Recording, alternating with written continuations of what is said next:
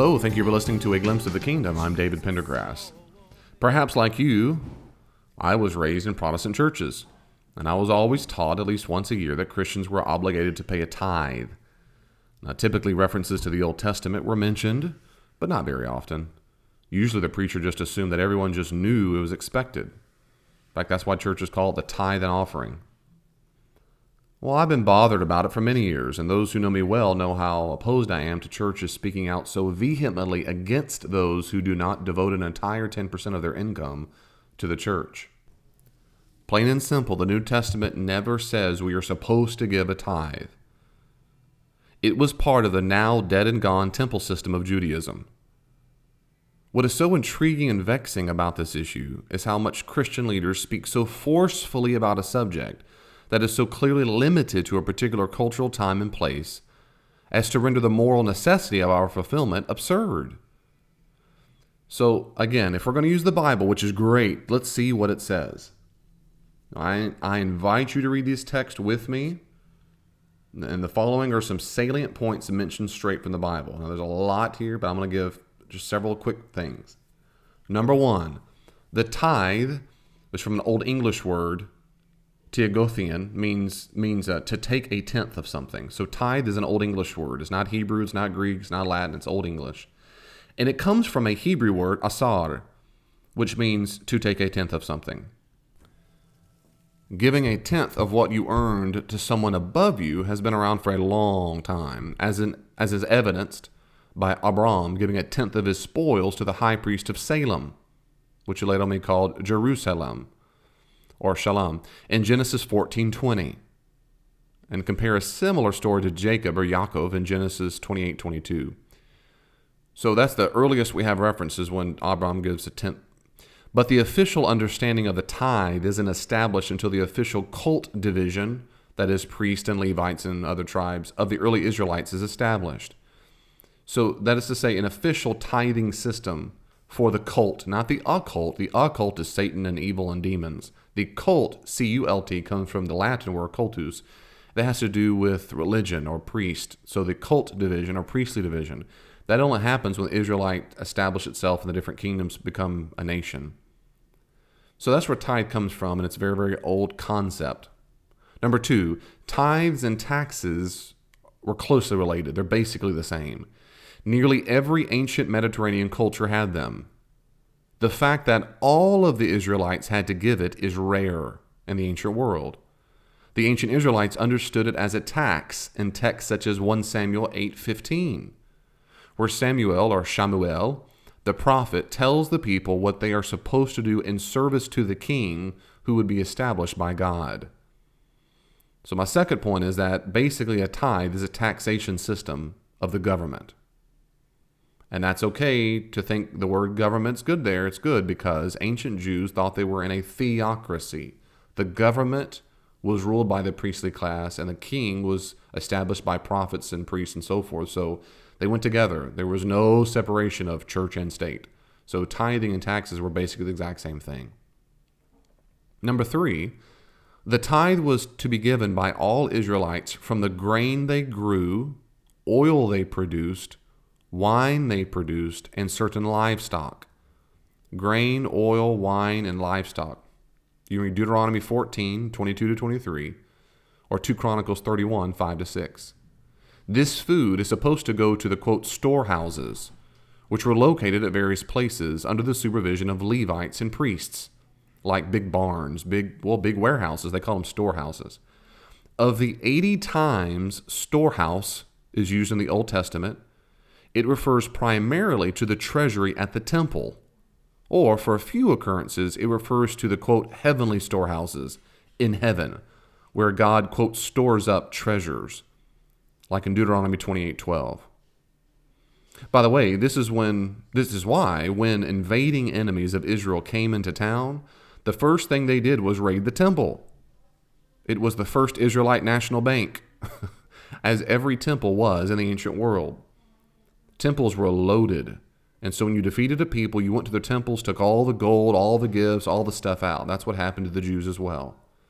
So almost all the tithing went to the temple and these big fat storehouses, and that money was used for various reasons, which we'll talk about a little bit on. Number 4, my fourth point.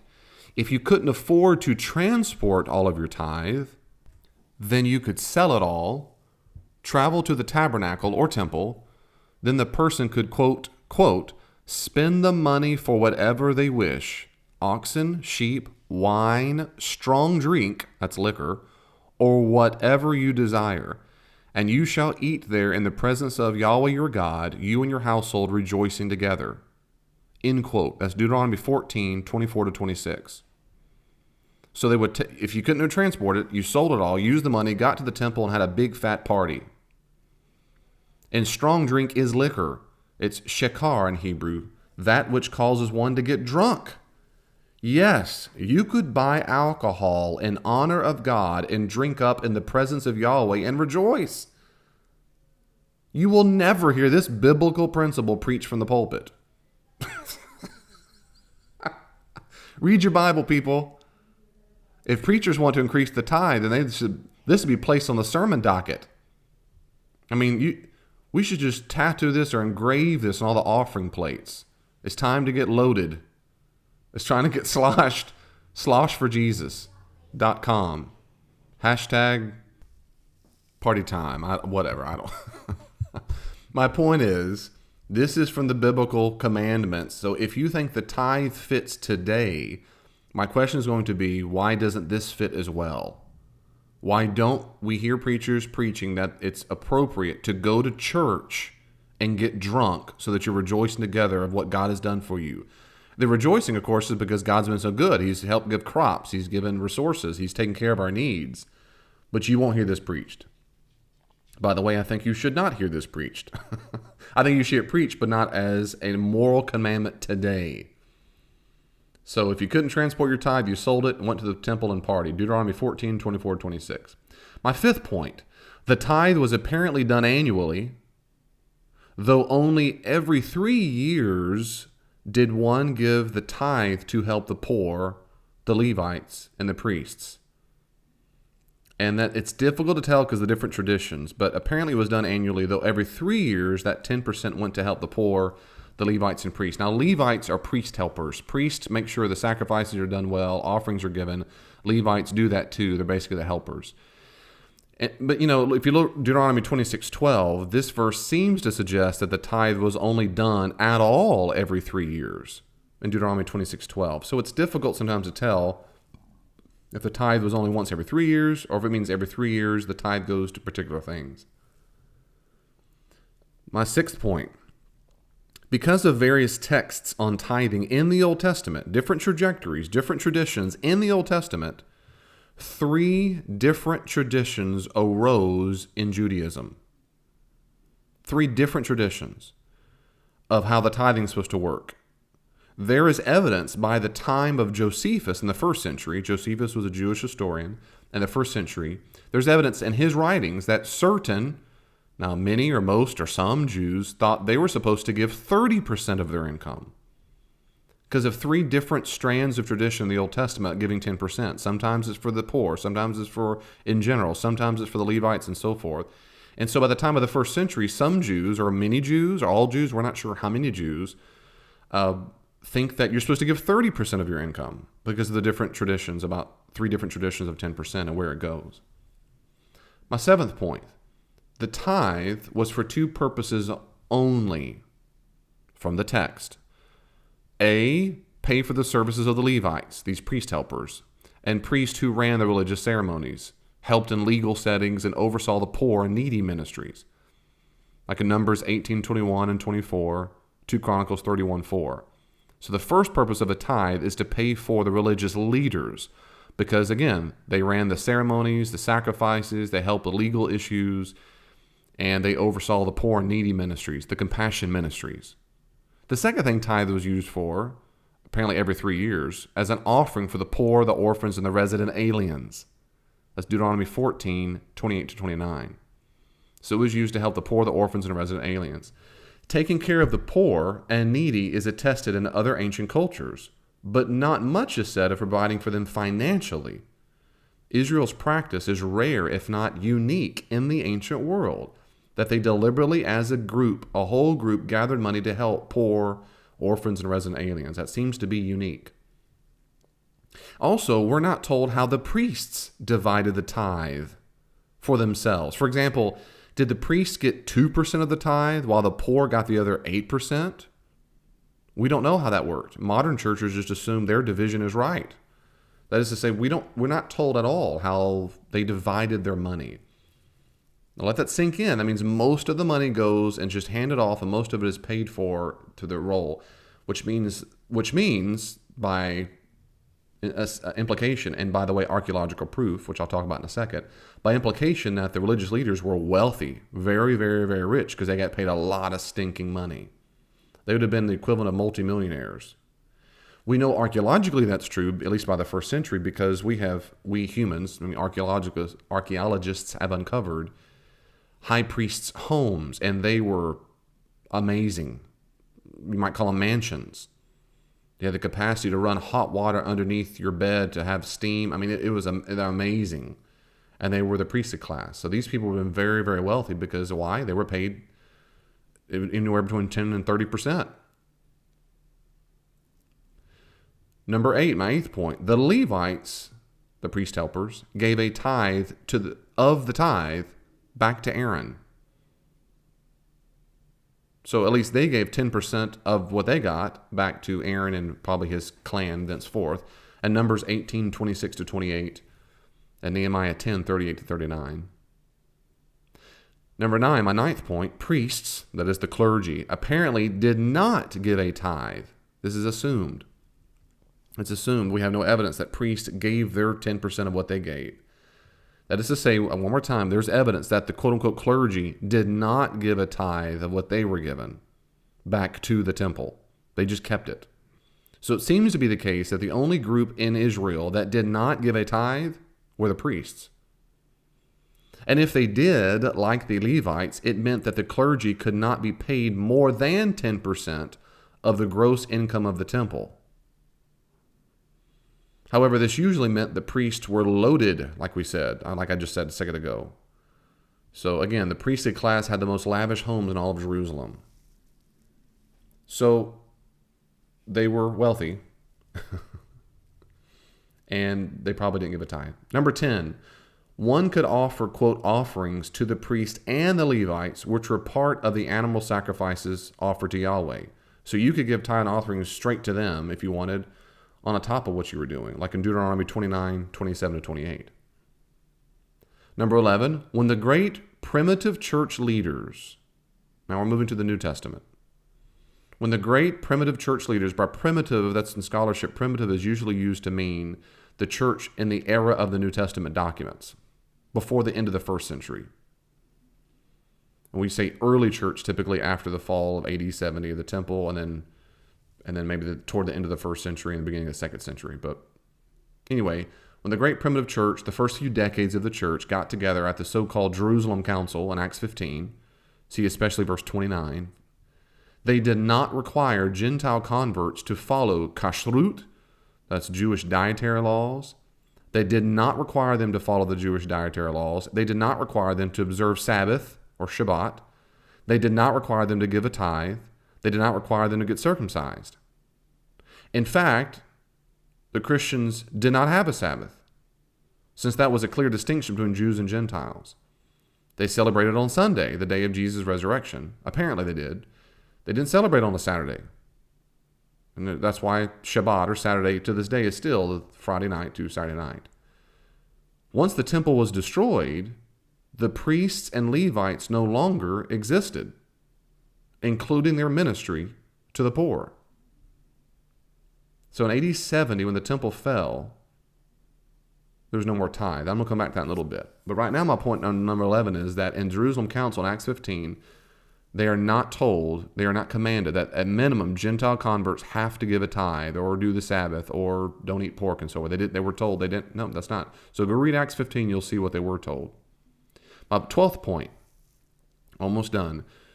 Number 12, Jesus condemned how certain Pharisees were more concerned with, quote, giving that 10% or giving the 10% than with the things God really care about, like justice, mercy, and faith.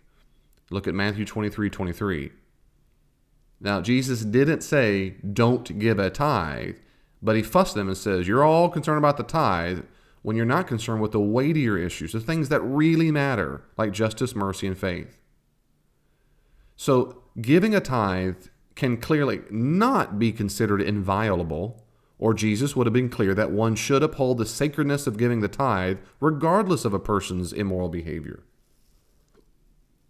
If Jesus really cared about it, like really, really like helping the poor and helping about justice and mercy, he would have said, and don't forget, you've got to give that 10%. If he really, really cared about it. But so the only mention in the Gospels to a tithe by Jesus, the only one is in this reference. And in this reference, he's fussing at the Pharisees because they're so concerned about that and not the things that really matter. So it does not demonstrate Jesus doesn't like the tithe or doesn't support it. What it does demonstrate is a tithe is not nearly as important as other things that he sees in the Bible. Point number 13, the poor widow who gave the equivalent of 1 penny to the temple treasury, the 2 bits when Jesus there, remember that? Is not an example of faith. The text says nothing whatsoever about her virtuous example or faithful giving. And that's how it's always used. On the contrary, and I can't remember the biblical scholar, there's a New Testament scholar who wrote an article, I read this in my PhD on Mark, and I wish I could give him credit. I can't remember because he makes this argument, and I think he's absolutely right. Jesus is pointing out how badly the whole temple system had gotten. In context of Mark chapter 12, that's the point. He's just condemned the temple. He overturns the table. He curses the fig tree. This is why Jesus thinks that the widow gave more than everyone else. The widow was giving her, quote, whole life or whole existence, while others were giving out of plenty. Go read Mark 12, 43 to 44. She is a victim of the system, not a moral exemplar. She's a victim. While the others are doing their religious duty, this woman, the kind of woman for whom the tithes and offerings were intended to help, is being taken advantage of. She shouldn't have given her daggum 2 bits. She should not have done that. The temple should have given her money. She's a victim. It's Jesus' way of showing again how corrupt it is. He does not say, look at that woman, go do ye likewise. That's not what happens, like the parable of the Good Samaritan. That's what he does there, not here. He just says, look at this. It's an implicit judgment on the temple and how bad and corrupt it's got. That poor woman is supposed to be taken care of, and she's not. She's giving because she sure is faithful to give her money, but they should have said, no, keep your money, you're poor, we're going to help you.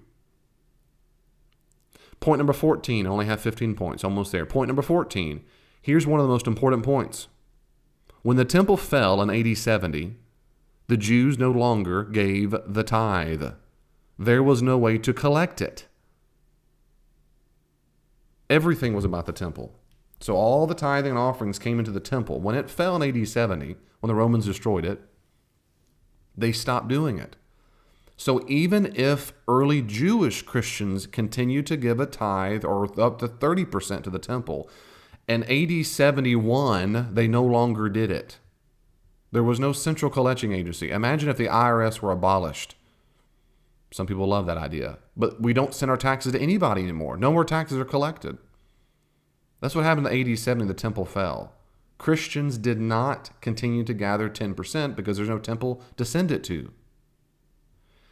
And my last point is this. What do we find in the New Testament when it comes to the early church? Did they command or collect a tithe to be given to the local church?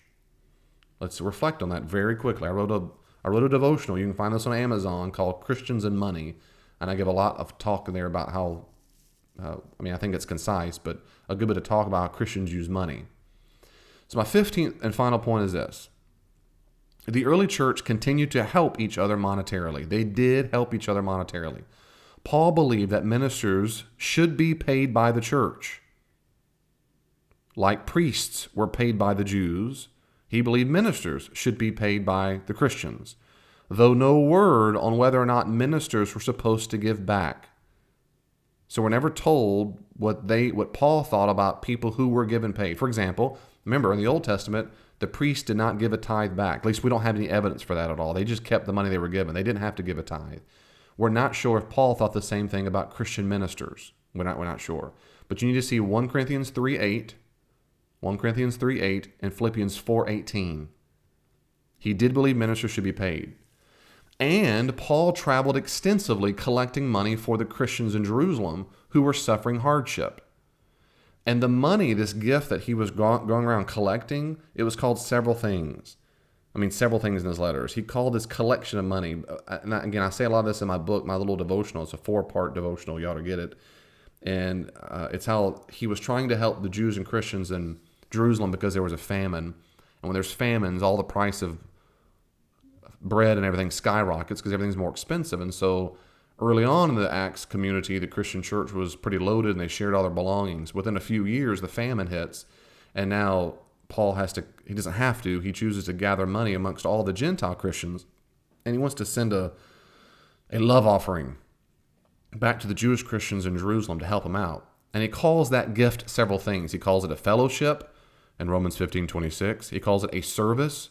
I'm not going to give you all the citations because there's tons of them. He calls it a fellowship, a service, a gift, a generous gift, a collection, a liberal gift, and a service that you perform. There is no mention, however, in the New Testament that Christians were to give weekly, monthly, or annually to the local church. So when Paul talks to these Gentile Christians and says, for example, in the Corinthian churches, he says, so gather up what you have the first day of the week, set some money aside. That first day of the week seems to be Sunday, because that's our first day of the week. Usually the work day is Monday. Theirs was Sunday. So their first work day was Sunday. So it seems to be the case, and this we're not sure, but many scholars suggest that the reason why it's the first day of the week is because they've already been paying all their bills. So that is to say, at the end of the week, they've already paid the bills, eaten, the family's fed, and whatever's left over, he's encouraging the Corinthian church to take what they can that's left over to gather for this gift that's going to go to the Jewish Christians in Jerusalem. And he says several things there. He says things like not to become needy yourself. Paul was adamant on this, that they should be a cheerful giver. It's not from guilt. It's not from manipulation. They should not become poor to give to the poor. So he says a lot of things about that. You ought to see my book for more. Or, of course, just read the New Testament. That's even better. Read the New Testament. That's the best thing to do. So there's no mention in the New Testament that Christians were to give weekly, monthly, or annual to the local church. Rather, it seems they were encouraged to do so on an ad hoc basis. That is, when a need arose. When a need arose, they gave. Okay, there's my 15 points. Here's my final reflection. Should Christians give money to the church? My answer, perhaps. They should give money for 2 main reasons. 1, they can afford it. That is, they are not poor or under severe hardships. It's very important to understand. The poor people should not be paying the bills of the church. Now, if they want to, they can. But they should never, ever, ever, ever be told or imply that they're somehow less human, less Christian, if they can't afford, in that season of their life, to give any money. Now, if they're living way outside of their means and they can't afford it, they're buying BMWs, well, that's different. But that's very different. But if you cannot afford it, they're working their hardest, single moms, single dads, sometimes not even single, but parents that can't get a job or they're one income and time's tough or the economy, they lost their job, church leaders should knock it off. Not everyone can afford to give all the time. So they can and should give it if they can afford it. They should, absolutely. Number 2, why should they give to the church? If they're greedy. Whether they're rich or the poor, they ought to give it up. This is Jesus' point over and over again. Being rich tends to make one dependent upon money and not the God who grants money to people. We tend to worship jobs or possessions and not God. Read Luke 6:24, Matthew 19:23-24, etc. So you should give money when money becomes your idol. You've got to give it away. It should not get in the way of your discipleship. Being rich is not a sin. Worshipping money, paying it more homage than the kingdom of God, obeying the market and not God, is most certainly a sin. I know some people who don't make much money at all, and they utterly worship money. It's on their minds all the time. They talk about it all the time. How much everything costs is a huge deal. This is greed. putting your trust in your capacity to control money and wanting more of it for security and control. At the same time, having a huge house while others in your community are broke and you are not helping your fellow brothers and sisters is a sin.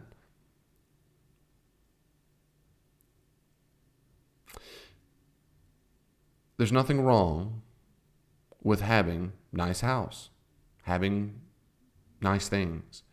But when you hoard it and when you do not give it away, that's when the New Testament would say, and Jesus and Paul and the early church would say, you're not being Christian. You're not being Christian to not share all the blessings you have and all the resources you have as much as you can. In any case, the theological danger of the love of money should be preached about, not giving a tithe to the church. The danger of the love of money should be preached about, not giving a tithe to the church. And I know, I've spoken with church staff for several years, and I've served on staff at several churches. Many with whom I have spoken are too concerned that if we don't preach 10%, people are going to stop giving. So be it. Unless the church is full of poor people, and many are, then the next sermon series should be about the dangers of loving money too much and the demands of the community. Either way, the tithe is not the goal. Let's put it to rest. Let's let it be a thing of the past, a Jewish, temple-based past that it is. Stop feeling guilty if you can't afford the tithe. Start feeling guilty if you can afford it and you refuse to give it in the ministry of others. C.S. Lewis says, seems to him a good dictum is, we know we're giving well when it hurts. We know we're giving well when it's a sacrifice, when we can't do all that we want to do because we've given our money away to people who need it. It's got to hurt a little bit. Not hurt meaning you're resentful and I guess I'll give it. But hurt in the sense of, you know what I mean by hurt, right? It hurts. It's a sense of, it's hard. I got to give it up though, because they need it. And it doesn't have to be to the church. It can be to ministries. I give to different ministries, not just the church. My giving to the church has waxed and waned depending on my financial situation. Some people can afford to give 40, 50, 60, 70% of their income. They're so wealthy, they don't need all that. And they don't need a house with 30 rooms when they have no more children in the house or whatever. Sometimes they just don't need it, and they're spending so much money on something they don't need. Or they can take that big house and use it and then host people all the time and give them free room and board if they need it. And they use it for the kingdom of God. Houses are not sins. It's not bad to have a big house. It's not big to have a nice car. It's what you do with it. And are you always buying stuff for you? Well, I could say a lot more there. I'm not going to. I'm going to stop right now. The point is, the tithe is not the goal. 10% is not a magic number. All these sermons about giving tithe and 10%, I hope they fall away with the way of the dodo bird, that they just fall away. And instead, what Christian preachers focus on is discipleship and not having money as an idol and supporting our ministries. Look, I'm a pastor of a church. Do I want people to stop giving to the church? Of course I don't want them to stop. I want them to continue, but I want them to continue for discipleship reasons, not because of the 10% rule. Some people can only afford 1%. They're barely eking by. Then daggum, give 1% and praise God you gave 1%. Praise God you sacrificed enough to help ministries at 1%, 0.5%. Good for you for giving. Some people can afford to give 38%, but they're giving 16% and not 38% because they really want to have a couple million in the savings or the 401k, or they want to go on 14 vacations a year when they're starving people in our congregation or down the road or whatever. They have work to do. So the 10% can't be the goal. It can't be the magic number. It's not magic number. It's something quite different for the Christian now. Well, that's enough of that. My view, encourage you. I would like to try to end on encouragement. My encouragement is, if you can't afford it and you're doing the best job you can, don't give up. Don't give up. If you feel convicted by this because you can give more, don't give up. Do what you can. Talk to your spouse, talk to whomever, talk to Jesus and say, what can I do? What can I give? And I trust you with my finances. And I don't want to give out of guilt. I don't want to give out of manipulation. I don't want to give out of legalism or anything like that. I want to give because it's the right thing to do. Where do you want my money to go? And whatever ministry it is, you support it. God bless you. I'll see you next time. Thank you so much for taking the time to listen to A Glimpse of the Kingdom. I hope you enjoyed the podcast. If you want more, go to davidpendergrass.com, davidpendergrass.com. If you look at the top, you'll see various tabs that have sermons I've preached, a link to all the podcasts I've done so far, a link to my consulting website. For more information about my consulting, see davidpendergrassconsulting.com. Also, you'll see information about the books I've written that are found on amazon.com. So davidpendergrass.com, one-stop shop, all that you need. If you want to reach out to me, follow me on Twitter at Dr. D. Pendergrass, at Dr. D. Pendergrass, and send me a message. I'll see you online. I gotta run and tell about what the Lord has done for me.